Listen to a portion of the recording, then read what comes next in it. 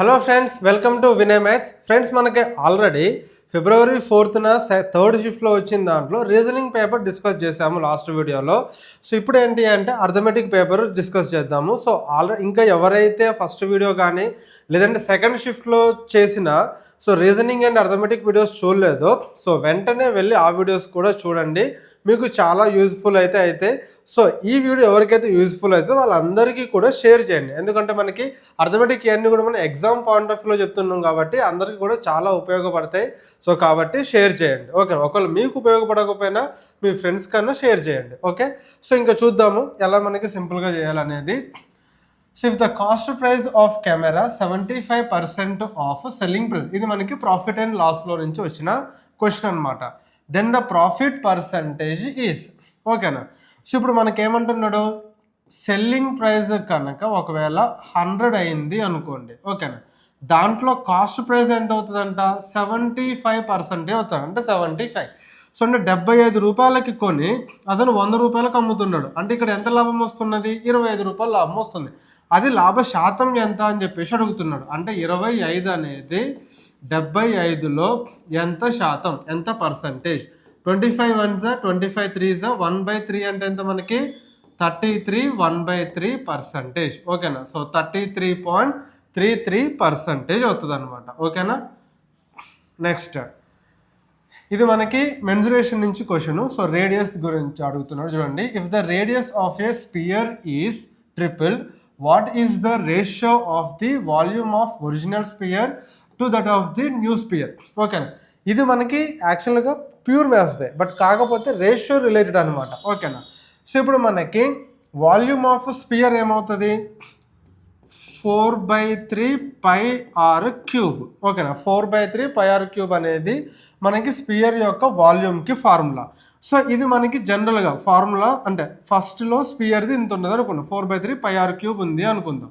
So next ఏమైంది అంటున్నాడు, triple అయింది అంటున్నాడు, ఓకేనా. 3 ఇంతలు అయింది అంటున్నాడు, ఓకేనా. ఏంటిది, రేడియస్, ఓకేనా. రేడియస్ మాత్రం ట్రిపుల్ అయిందంట. సో ఇక్కడ మనకి వాల్యూమ్కి ఏం రాసుకుంటాం, 4/3 π. సో ఇక్కడ రేడియస్ అనేది ఇంతకుముందు 6 ఉన్నది, ఇప్పుడు ట్రిపుల్ అయిందంటే ఏమవుతుంది, 3r అవుతుంది, ఓకేనా. 3r³, okay. సో ఇప్పుడు మనకి 4/3 π, ఇక్కడ 4/3 π ఎలాగో క్యాన్సిల్ అవుతుంది, ఓకేనా. సో ఇక్కడేమో మనకి r³ ఉంటుంది, ఇక్కడ 3కి కూడా క్యూబే కదా. సో 3³ ఎంత అంటే 27, అండ్ ఆ తర్వాత r³ కూడా మనకి క్యాన్సిల్ అవుతుంది అనమాట, ఓకేనా. సో ఇప్పుడు మనకి ఇక్కడ ఇది రేషియోలో కనుక రాసుకుంటే ఇక్కడ ఏమున్నది, 1 ఉన్నది, ఇక్కడ ఎంత ఉన్నది, 27 ఉన్నది. సో అంటే రెండింటికి మధ్య రేషియో ఎంత, 1:27, ఓకే. నెక్స్ట్ చూడండి, 400 apples were bought at 1200 rupees per 100, ఓకేనా. సో 1200 రూపాయలకి 100 పండ్ల చొప్పున అలా మొత్తం ఎన్ని యాపిల్స్ కొనడంట, 400 యాపిల్స్ కొనడంట ఒకతను. And were sold at a profit of 800. So వీటన్నిటిని కలిపి 800 రూపీస్ ప్రాఫిట్కి అమ్మేసిండంట, ఓకేనా. సో అంటే ఇప్పుడు మనకి 400 పండ్లని 800 రూపీస్కి అమ్మిండు అనుకోండి, అంటే ప్రతి 100 పండ్లకి ఏమవుతుంది, 400s 4 200s, అంటే ప్రతి 100 పండ్లకి 200 రూపాయల లాభం అనేది తీసుకుంటాడు అనమాట. Find the selling price per dozen of apples అని చెప్పేసి అంటున్నాడు, ఓకేనా. సో ఇప్పుడు 100 పండ్స్, ఒకవేళ 100 యాపిల్స్ కనుక తీసుకున్నాం అనుకోండి, వాటి కాస్ట్ ప్రైస్ ఏమవుతున్నది, 1200 అవుతున్నది, ఓకేనా. నెక్స్ట్ ఆ తర్వాత వాటి ప్రాఫిట్ ఎంత చూసుకుంటున్నాడు, ప్రతి 100 యాపిల్స్కి 200 రూపాయలు ప్రాఫిట్ చూసుకుంటున్నాడు, ఓకేనా. బై 100 చేసినాం అనుకోండి, ఒక యాపిల్ యొక్క ప్రైస్ ఎంత అని చెప్పేసి వస్తుంది. లేదు అంటే డైరెక్ట్గా అయినా మీరు చేసుకోవచ్చు.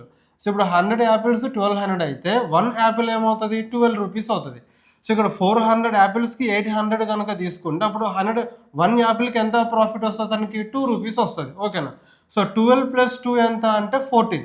ఒక యాపిల్ యొక్క ప్రైస్ ఎంత అంటే 14 రూపీస్ పడుతుంది.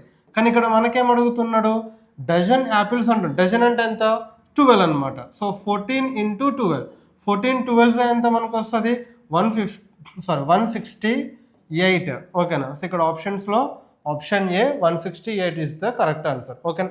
డైరెక్ట్ చెప్పేసాను. సో ఇదంతా రాసుకోవాల్సిన పని కూడా లేదు, డైరెక్ట్ ఒకటే చూడండి.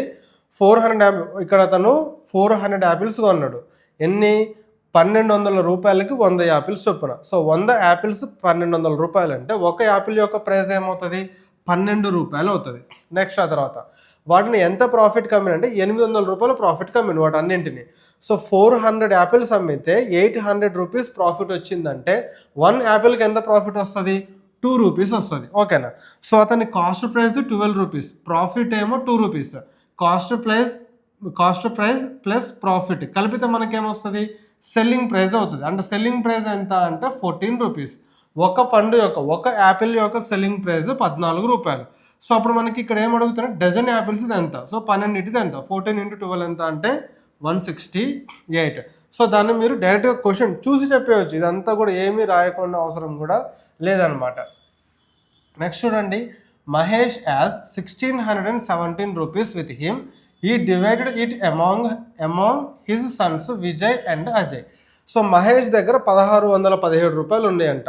సో ఆ అమౌంట్ని అతని కొడుకులైన విజయ్కి అజయ్కి పంచిండు. ఒక్కొక్కరికి ఎంత ఇచ్చిండు అనేది మనకి తెలియదు.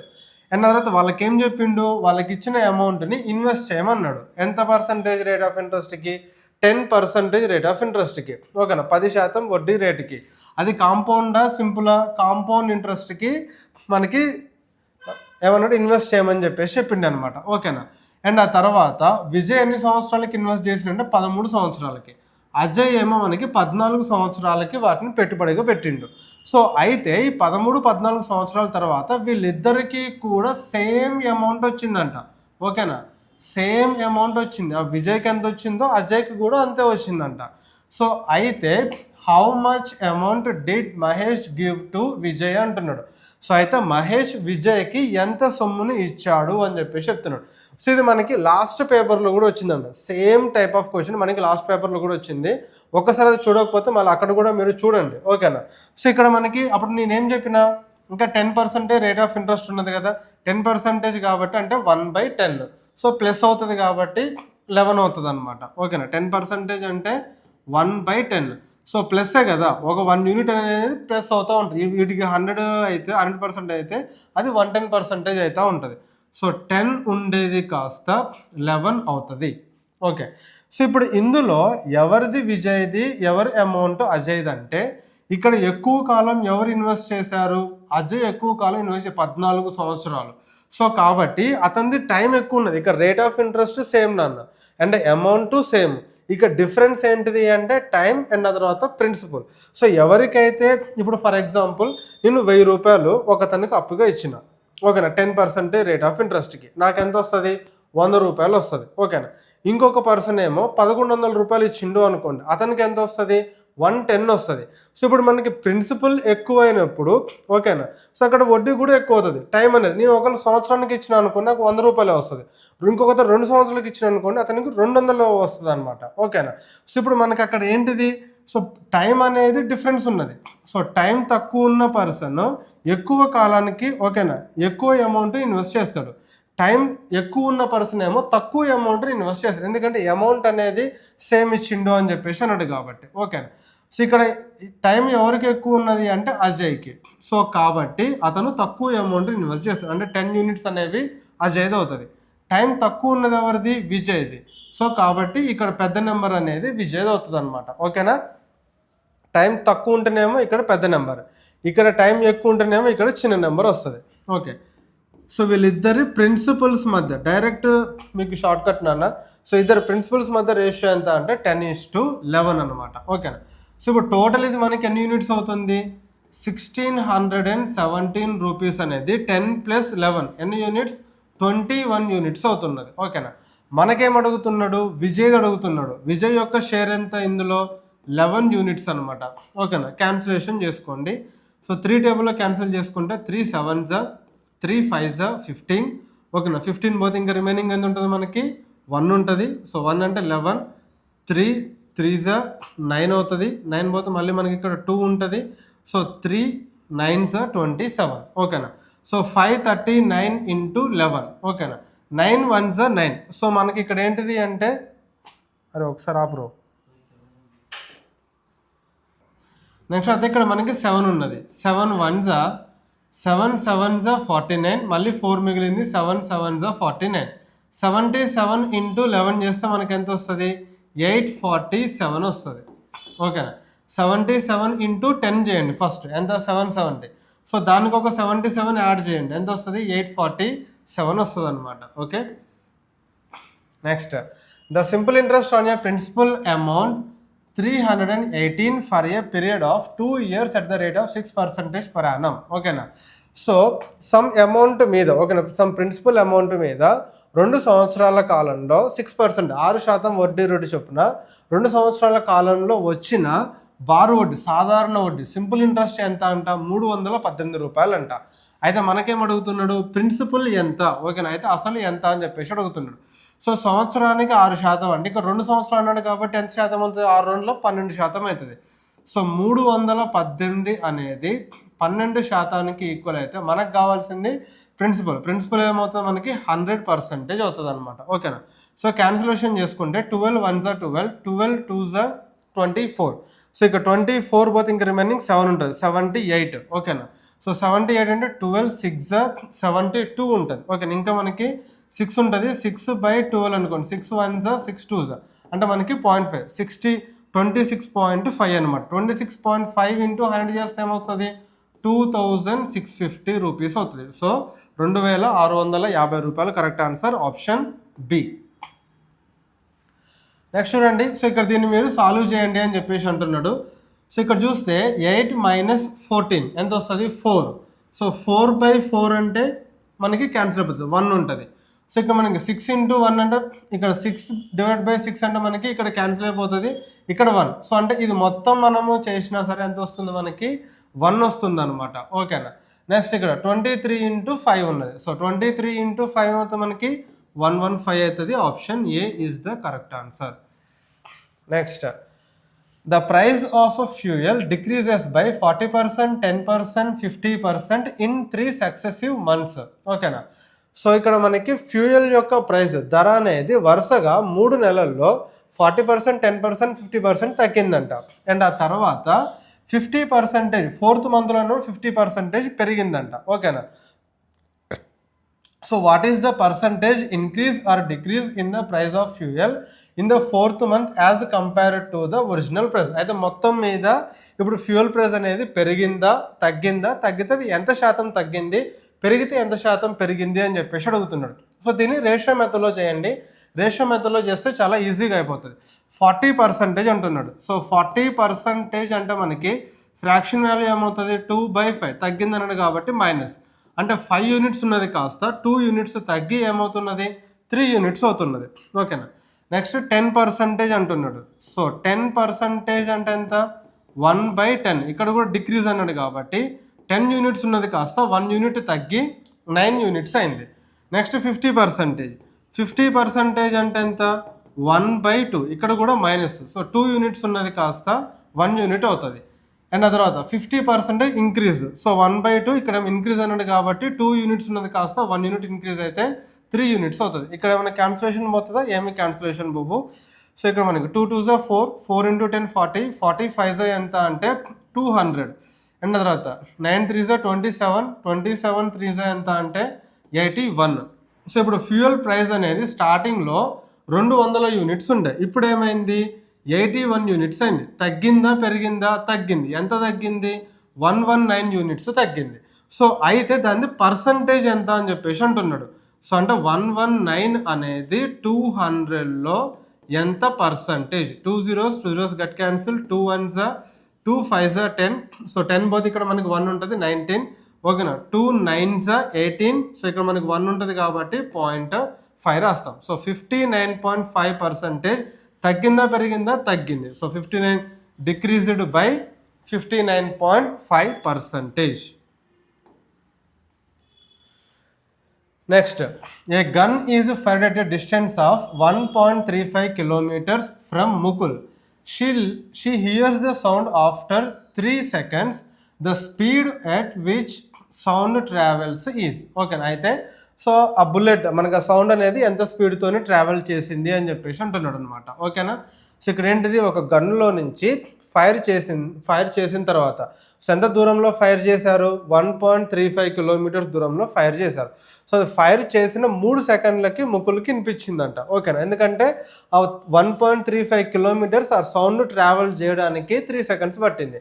అయితే మనకేం అడుగుతున్నాడు, సో స్పీడ్ ఎంత, ఓకేనా, సో ఆ సౌండ్ యొక్క స్పీడ్ ఎంత ఇన్ మీటర్ పర్ సెకండ్లో అంటున్నాడు. సో ఇప్పుడు మనకి మీటర్ పర్ సెకండ్లో అడుగుతున్నాడు కాబట్టి డిస్టెన్స్ కూడా మనకి ఎలా ఉండాలి, మీటర్స్లోనే ఉండాలి.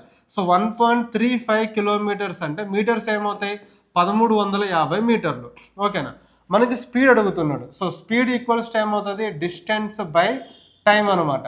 సో డిస్టెన్స్ ఎంత అంటే 1350. సో టైం ఎంత అంటే 3 సెకండ్లు. దీన్ని క్యాన్సిలేషన్ చేయండి. సో 3 1s 3 4s, ఓకేనా, 4తో మనకు ఒకటే ఉన్నది కాబట్టి option B correct answer.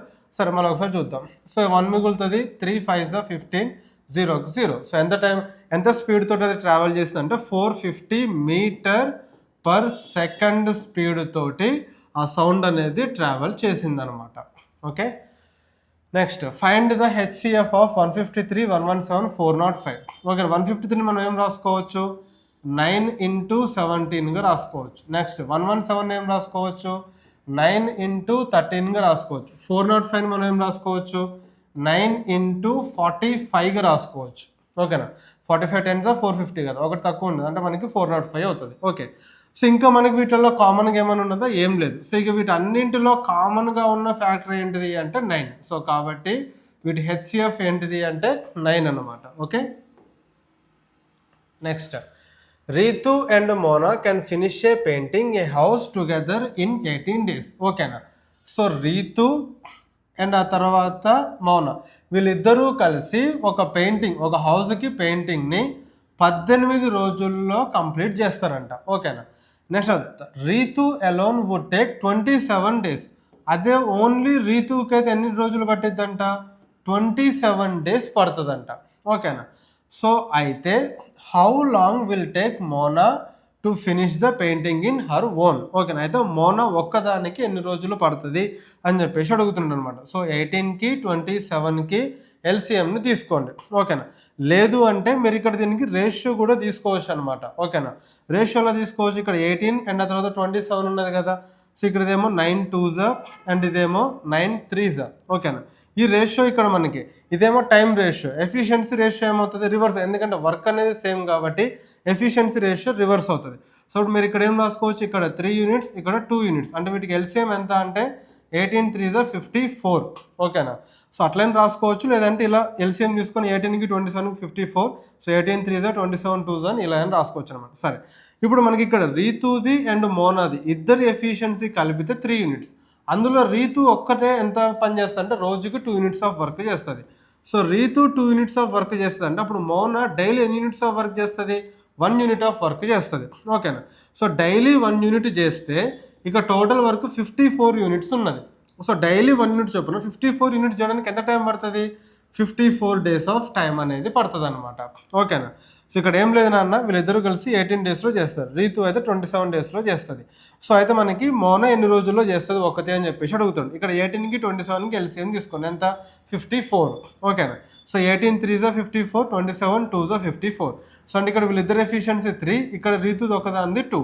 So అప్పుడు రీతుది 2 తీసేస్తే ఇంకా మోనాది 1 కాబట్టి డైలీ 1 యూనిట్ అంటే 54 యూనిట్స్ చేయడానికి 54 days ఆఫ్ టైం అనేది పడుతుంది అనమాట. Okay, the ratio between 2 numbers 19:24. ఓకేనా, ఒక 2 numbers ఉన్నాయి, ఈ రెండు నెంబర్ల మధ్య నిష్పత్తి 19:24.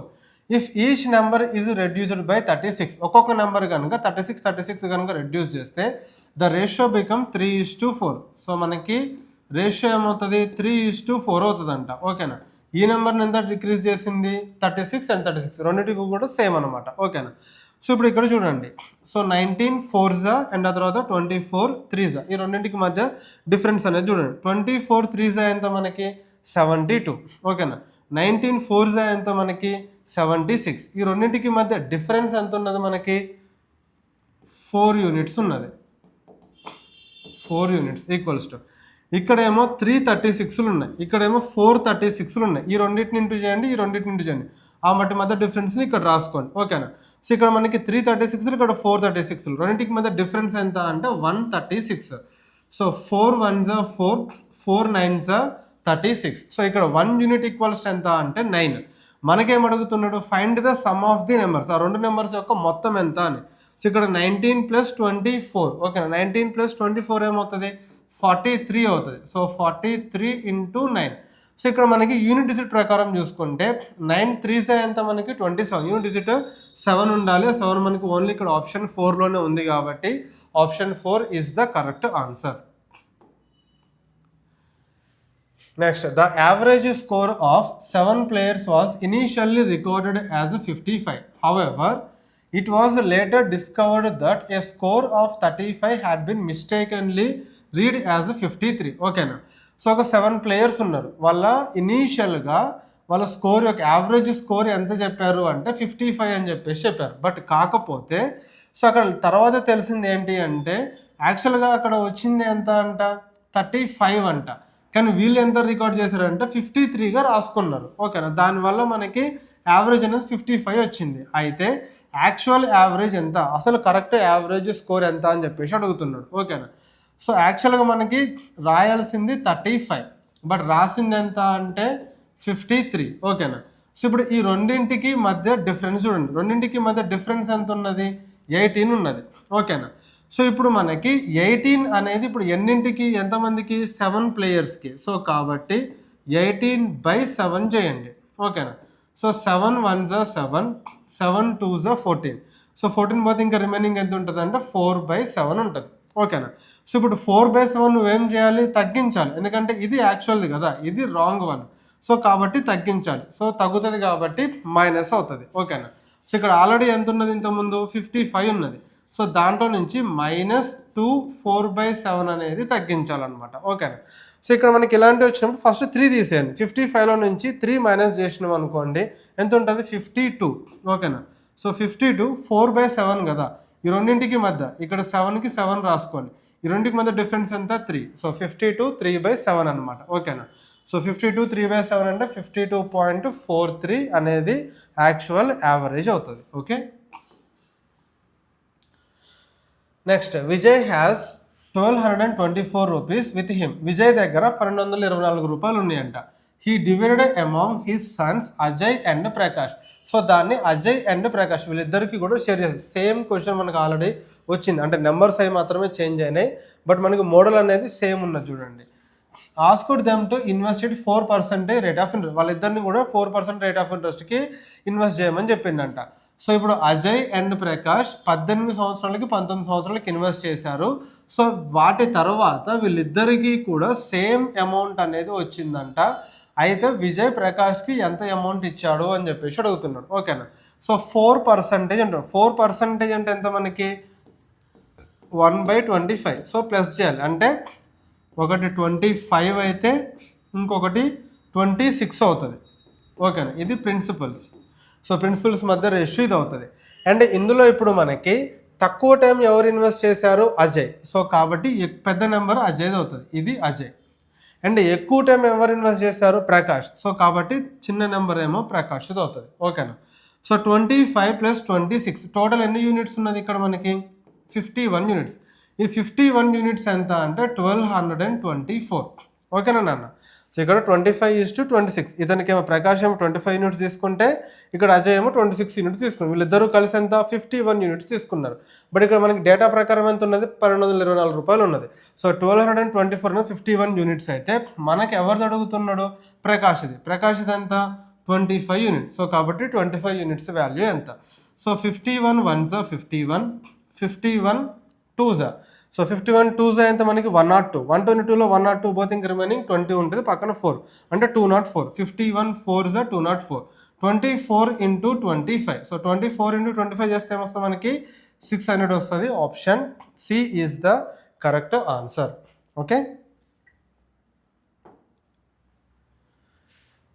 Next question, the average age of 54 student. ఇది మనకి యావరేజ్ టాపిక్ నుంచి క్వశ్చన్ అనమాట.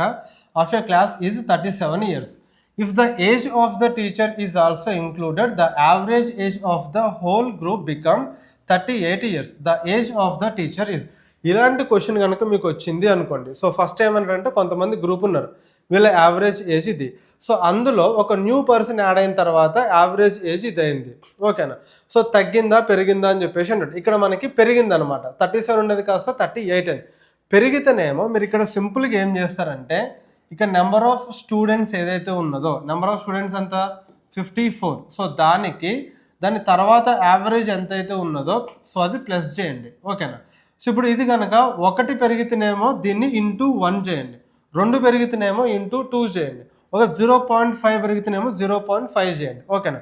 1 పెరిగింది కాబట్టి 1 ఇంటూ ఎంతమంది స్టూడెంట్స్ ఉన్నారు 54 ప్లస్ ఆ తర్వాత సో పెరిగిన తర్వాత యావరేజ్ ఎంత అంటే 38, సో ప్లస్ 38 చేయండి, 54 ప్లస్ 38 సో ఎంత వస్తుంది మనకి 92. So option B is the correct answer, ఓకేనా.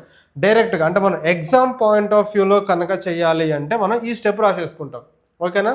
లేదు మనం ఒకవేళ నార్మల్గా చేయాలనుకోండి, సో మళ్ళీ అది వేరే ఉంటుంది, సో అది మీకు అవసరం లేదులేండి, నార్మల్గా అయితే ఇలా చేసేయండి అయిపోతుంది. LCM and HCF of two numbers is 66 and 11. ఇది మనకి LCM and HCF నుంచి వచ్చిన క్వశ్చన్.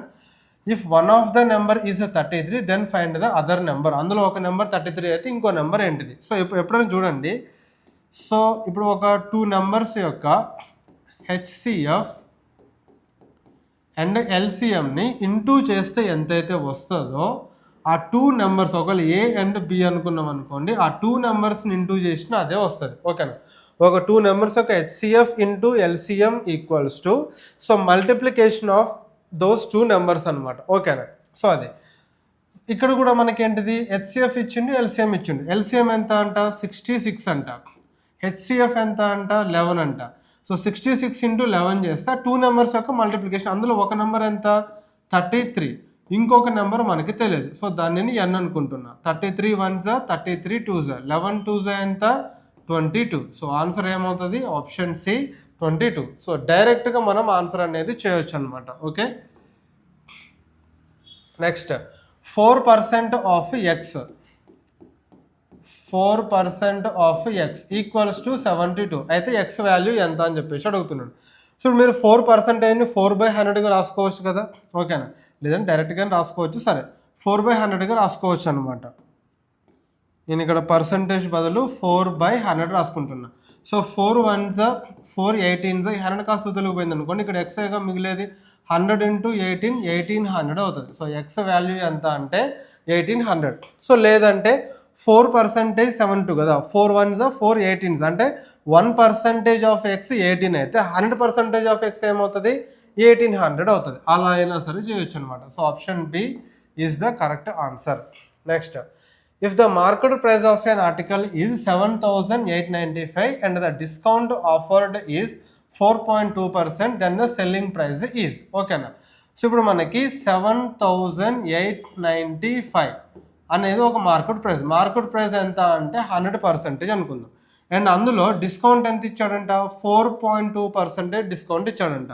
సో 4.2% డిస్కౌంట్ పోతే ఇంకా రిమైనింగ్ ఎంత ఉంటుంది 95.8% ఉంటుంది. అదే ఆ వస్తువు యొక్క సెల్లింగ్ ప్రైస్, అమ్మిన వెల. సో ఇప్పుడు మీరు కనుక దీన్ని సాల్వ్ చేస్తే మీకు ఆన్సర్ అనేది వస్తుంది. ఇక్కడ 2 zeros క్యాన్సిల్ చేస్తే ఇక్కడ మనకి ఇంటూ వస్తుంది. 78.95 ఇంటూ 95.8 కనుక చేస్తే మనకి ఇక్కడ ఆన్సర్ ఎంత అంటే 7,563.41 రూపీస్ వస్తుంది అనమాట, okay. And next, the amount of money earned on a job is directly proportional to the number of hours worked, ఓకేనా. సో ఇక్కడ డైరెక్ట్లీ ప్రపోర్షనల్ అంటున్నాడు, అంటే ఒక వర్క్కి ఎన్ని గంటలు పనిచేస్తే వాళ్ళకి అంత అమౌంట్ అనేది వస్తుంది అనమాట, ఓకేనా. సో ఇక్కడ 6 అవర్స్లో ఎంత అమౌంట్ వచ్చిందంట 324 రూపీస్ వచ్చిందంట. ఎన్ని గంటలకి 6 గంటలకి. అయితే మనకేం అడుగుతున్నాడు 29 అవర్స్కి ఎంత వస్తుంది, అయితే 29 అవర్స్కి ఎంత. సో 6 1s 6 6 5s 30 ఇంకా 2 మిగులుతుంది. 6 4s 24 54 ఇంటూ 29, ఓకేనా. సో ఇప్పుడు మనకి ఇక్కడ ఒకటి యూనిట్ డిజిట్ ప్రకారం చూసుకుంటే 9 4s 36, బట్ 6 తోటి మనకి ఇక్కడ 2 నెంబర్స్ ఉన్నాయి, ఓకేనా. సో ఇది 5 + 4 ఎంత 9 అంటే డిజిట్ సమ్ కనుక చేస్తే 9 ఇంటూ సంథింగ్ ఏ నెంబర్ చేసినా దాని ఆన్సర్ యొక్క డిజిట్ సమ్ కూడా 9 అవుతుంది. సో ఇప్పుడు ఒకవేళ దీన్ని చెక్ చేసినాం అనుకోండి, 6 + 6 12 12 + 5 17 17 + 1 18 18 అంటే 1 + 8 చేస్తే ఎంత వస్తుంది 9 వస్తుంది. అదే ఇక్కడ చూసామనుకోండి 6 + 7 ఎంత మనకి 13, 13 + 6 ఎంత 19, 19 + 1 ఎంత 20, 2 + 0 చేస్తే మనకి దీని డిజిట్ సమ్ ఏమో 2 వస్తుంది. సో కాబట్టి option A is the correct answer. ఓకేనా, 1566 అనేది రైట్ ఆన్సర్ అనమాట. Next, the speed of A stream is 9 km/h. ఓకేనా, సో ఒక ప్రవాహం యొక్క వేగం గంటకి 9 కిలోమీటర్లు. సో ఒక బోట్ అనేది డౌన్ స్ట్రీమ్లో, ఓకేనా, ప్రవాహ దిశలో 56 కిలోమీటర్లు, అప్ స్ట్రీమ్లో అంటే ప్రవాహానికి వ్యతిరేక దిశలో 28 కిలోమీటర్లు వెళ్ళడానికి 7 గంటల టైం అనేది పట్టిందంట. Find the speed of the boat in still water. అయితే సో బోట్ యొక్క స్పీడ్ ఎంతో ఫైండ్ చేయండి అని చెప్పేసి అడుగుతాడు. సో ఇప్పుడు ఇలాంటి క్వశ్చన్స్ కనుక, ఓకేనా, ఇలాంటి క్వశ్చన్స్ కనుక మీకు వస్తే మీరు దాన్ని ఖచ్చితంగా త్రూ ఆప్షన్సే చేయాలి. నార్మల్గా చేశారనుకోండి చాలా టైం టేకింగ్ అవుతుంది అనమాట. ఓకేనా, సో ఇప్పుడు మనకి ఇక్కడ స్ట్రీమ్ యొక్క, ఓకేనా, వాటర్ స్పీడ్ ఇచ్చిండు, బోట్ స్పీడ్ అనేది అడుగుతున్నాడు. ఓకేనా, సో ఇప్పుడు మనకి down stream, so down stream అంటే ఇది ఎంత 56 కిలోమీటర్స్. ఓకేనా, 56 సో డౌన్ స్ట్రీమ్ అంటే x + y అవుతుంది. అంటే వాటర్ స్పీడు అండ్ ఆ తర్వాత బోట్ స్పీడ్ రెండు కూడా మనకి ప్లస్ అవుతాయి. బోట్ స్పీడ్ ఇక్కడ లేదు, సో కాబట్టి x + వాటర్ స్పీడ్ ఎంత అంటే 9. సో 56/x + 9 ప్లస్ అండ్ ఆ తర్వాత అప్ స్ట్రీమ్లో ఎంత అంట 28 కిలోమీటర్స్. ఓకేనా, అప్ స్ట్రీమ్ అంటేనేమో మనకి ప్రవాహానికి వ్యతిరేక దిశ. సో ఇక్కడ మనకి ఏమవుతుంది x - 9 అవుతుంది. ఇది చేస్తే ఎన్ని అవర్స్ అంటే 7 అవర్స్ పట్టిందంట. ఇది అతను మనకి ఇచ్చిన క్వశ్చన్. సో ఇప్పుడు మీరు ఏం చేస్తారు అంటే ఇక్కడ x వాల్యూని సబ్స్టిట్యూట్ చేసుకోండి. అక్కడ ఎక్కడైతే 7 వస్తుందో అదే మీ ఆన్సర్ అనమాట. ఓకేనా, సో ఇప్పుడు ఫర్ ఎగ్జాంపుల్ 16 ఉన్నది, 16 + 9, 16 + 9 ఎంత 25. సో 56/25 చేసిన అనుకోండి, 25 1s 25 2s. ఓకేనా, సో 25 2s పోతే 50 పోతే ఇంకా 6 ఉంటుంది, 6/25 మిగిలింది. ఓకేనా, నెక్స్ట్ ఆ తర్వాత ఇక్కడ మనకి 16 - 9 చేస్తే ఏమొస్తుంది 7 వస్తుంది. ఓకేనా, సో 7 1s అండ్ తర్వాత 7 4s 28. సో 4 + 6 మనకి 6/25 అవర్స్ వస్తుంది. ఓకేనా, 7 అవర్స్ రావట్లేదు. సో కాబట్టి ఇది కాదనమాట, అంటే 16 అనేది రైట్ ఆన్సర్ కాదు. నెక్స్ట్ 15 ఒకసారి సబ్స్టిట్యూట్ చేయండి. ఓకేనా, 15 + 9, 15 + 9 ఏమొస్తుంది 24 వస్తుంది. ఓకేనా, సో 24 1s 24 2s 24 2s 48. 48 పోతే ఇంకా మనకి 8 ఉంటుంది అనమాట. 8/24 అంటే 8 1s 8 3s 2 1/3 అవర్స్. నెక్స్ట్ ఇక్కడ మనకి 15 - 9 చేసినాము అనుకోండి. సో 15 - 9 చేస్తే 6 ఉంటుంది. ఓకేనా, సో ఇక్కడ మనకి 6 1s 6 4s ఎంత మనకి 24 పోతే ఇంకా రిమైనింగ్ 4/6 అంటే 2 2s 2 3s రెండింటిని కలిపిన అనుకోండి. 2 + 4 ఎంత అంటే 6, 1/3 + 2/3 అంటే 1, 6 + 1 ఎంత 7. సో ఇక్కడ మనకి సాటిస్ఫై అవుతున్నది కదా. So option B is the correct answer. So మీరు కనుక నార్మల్ ప్రాసెస్లో చేస్తే ఇప్పుడు మీరు ఏంటిది ఇక్కడ దీనికి రెండింటికి ఎల్సిఎం తీసుకోవాలి. ఇదేమో 56 × x - 9, ఇదేమో 28 × x + 9. సో ఇది యూజర్కి వెళ్ళిన తర్వాత ఇది x + 8 x - 9 ఉంది కాబట్టి, సారీ x + 9 x - 9 ఉంది కాబట్టి ఇక్కడ x² - 9² అవుతుంది. సో ఇక వాటన్నిటిని అక్కడ 56 × 9 28 × 9 వాటన్నిటిని ప్లస్లు మైనస్లు చేయాలి అంటే మీకు చాలా రిస్కీ అవుతుంది. బట్ ఇలా త్రూ ఆప్షన్స్ చేశారు అనుకోండి మీకు కొంచెం ఈజీగా అయిపోతుంది అనమాట. సో మీరు చూడొచ్చు ఇక్కడ 16 అంటే మనకి ఇక్కడ ఏంటిది టైం అనేది తక్కువ వచ్చింది. ఓకేనా, సో కాబట్టి సో కొంచెం స్పీడ్ అనేది మనం తగ్గించాలన్నమాట. సో స్పీడ్ తగ్గితే కొంచెం టైం పెరుగుతుంది కదా. సో కాబట్టి 15, ఒకవేళ 15 ఖచ్చితంగా వస్తుంది, ఎందుకంటే ఇదే రాలేదు కాబట్టి 20 అనేది అసలే రాదు. ఓకేనా, సో ఈ రెండిట్లలో ఇందులో ఒకటి మనం చెక్ చేసుకున్నాం అనుకోండి, ఇంకొకటి రైట్ ఆన్సర్ అవుతుంది అనమాట. సో దాని ప్రకారం కూడా మీరు చేయొచ్చు. ఓకేనా, సో ఇది మనకి February 4th 3rd షిఫ్ట్లో జరిగిన SSC GD పేపర్ యొక్క అర్థమెటిక్ సెక్షన్ ఏదైతే ఉందో దాని యొక్క ఎక్స్ప్లెనేషన్. సో ఇందులో మీకు ఏదైనా డౌట్స్ కానీ ఏమన్నా ఉంటే కింద కామెంట్ సెక్షన్లో చెప్పండి. దీనికి సంబంధించింది ఇంకేమైనా సరే మనకి ఇంకా మీరు సరే ఇలా ఎక్స్ప్లెయిన్ చేయండి అలా ఎక్స్ప్లెయిన్ చేయండి అని చెప్పేసి మీకు ఇంకేదైనా నీడ్ ఉంటే అది కూడా మామూలు కామెంట్ సెక్షన్లో చెప్పండి. సో నెక్స్ట్ వీడియోస్ నుంచి అలా చేయడానికి ట్రై చేస్తాను. అండ్ ఈ వీడియోని మీ ఫ్రెండ్స్లో ఉన్న ప్రతి ఒక్కరికి కూడా షేర్ చేయండి. జై హింద్.